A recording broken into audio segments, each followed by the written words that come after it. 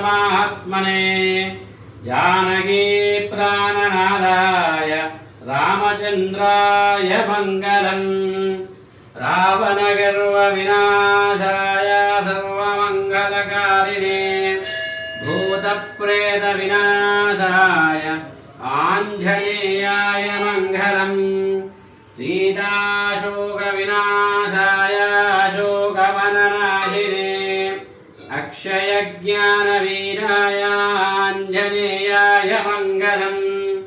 दिव्यमङ्गलदेहाय पीताम्बरधराय च तप्तकाञ्चनवर्णाय मङ्गलं श्रीहनुमते करुणारसपूर्णाय वरभूपप्रियाय च माणिक्यहारकण्ठाय मङ्गलं श्रीहनुमते